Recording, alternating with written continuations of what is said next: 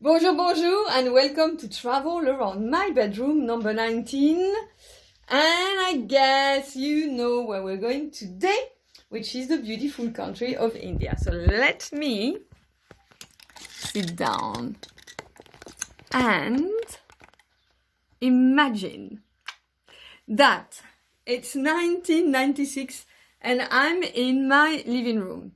And living room in Lithuania, watching a movie, relaxing, and my Danish boyfriend at the time, long Lars, comes in and drops a massive bombshell and tells me that he no longer wants to live in Lithuania and he wants to go to England because he wants to look after his career and there are more opportunities there. So for me, that was probably the worst news that you could have given me at the time. I was in Lithuania, which was like my second home. I had been there for 4.5 years. I had lived the most amazing things at the collapse of the USSR. I did a video on Lithuania if you haven't seen it, and I'll do some more later. But I had worked as a manager in a supermarket, the first ever supermarket in the country. I had worked at the French embassy, organizing events, and he tells me that he wants to go. So my heart sinks because I have all my friends there. But Lars is a bright man, and he offered me a carrot. And he said, you know what we're going to do? We're going to go and travel for 3 months between leaving Lithuania and going to the UK. And that really did the trick for me. I thought, yeah, that's cool. Let's do this. And I immediately proposed that we should go to India. And that's because when I was in Lithuania, I had met a man called Raj. And Raj was the first Indian man that I ever spoke to in my entire life, which really makes you think about how sheltered of a life I had. I mean, of course, in France at the time we didn't have many Indians, but also I come from a small French, rural village. So even though I had been in the UK for 1 year before that, before going to Lithuania, I had never really spoken to an Indian man, yes? And again, that makes you think about how we all walk next to each other, yes, but in parallel corridors. And a lot of the time when we look at the friends that we have around us, they actually don't reflect the diversity of the people that we see around us.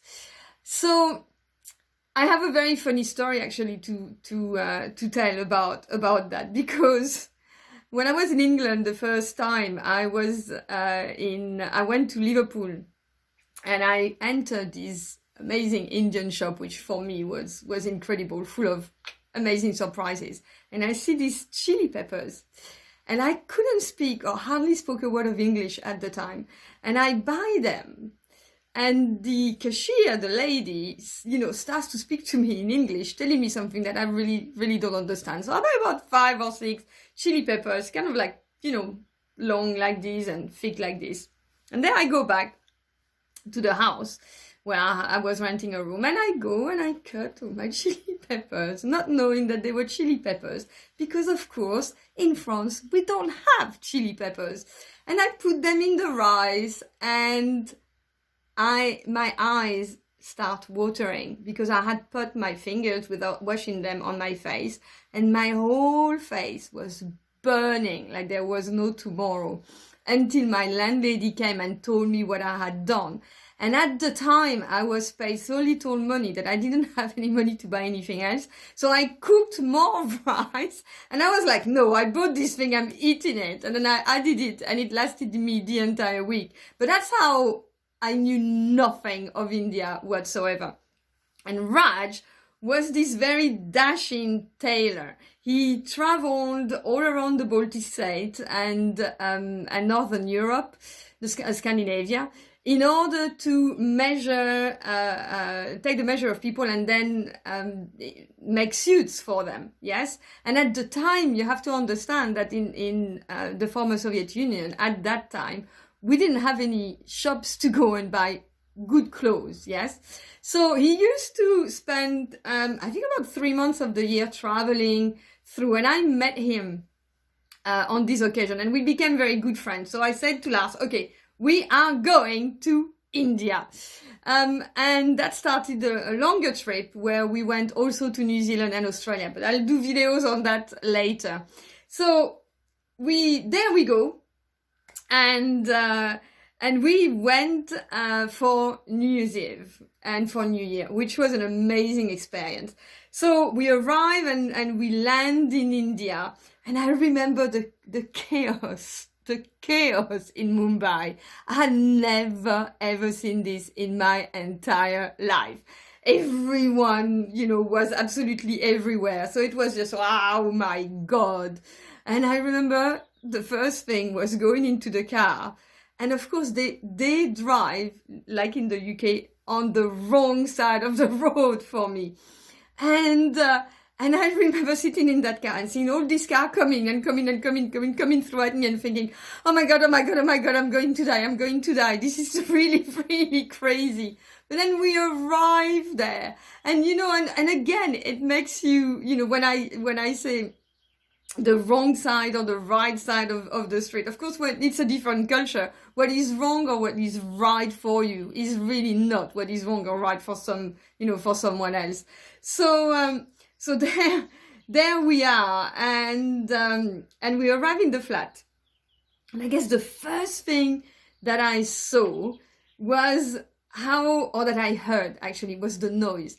How much noise there was, and how much people were just free to go and come from one flat to the other. And I remember there were two flats, and there was a little trap between the two flats where they put the food, and that was kind of always open, and you had a constant flow of people, which was really, really surprising, because there was no sense of privacy. And when I asked Raj and his wife, Madhu, what they did, yes, in order to feel intimate at times, because of course he lived with his grandfather and his grandmother at the time, and he said, oh, we just closed the trap. I was like, okay, fair enough. So not even the door, just a little trap.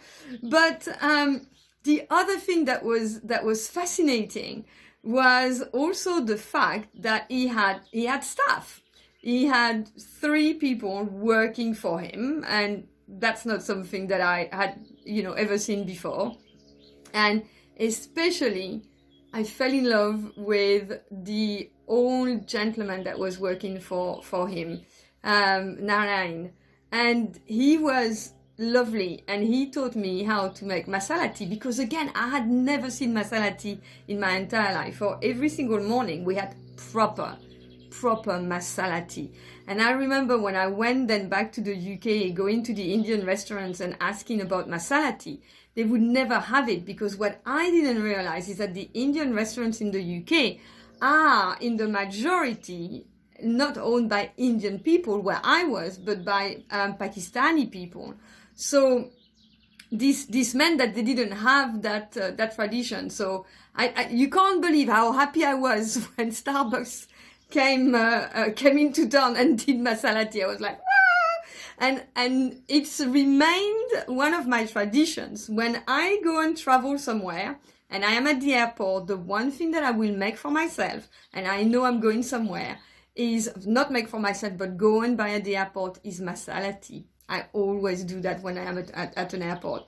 So yeah, it was really, really strange. And I remember seeing this woman in the shower on her knees, washing the clothes. And I just really didn't understand, because my friend had money, and enough money to buy a washing machine. And when I talked to him about that, what he said was, yeah, but Carol, what you don't realize is that if I buy a washing machine, I take someone out of a job. And it had never, ever daunted on me, this.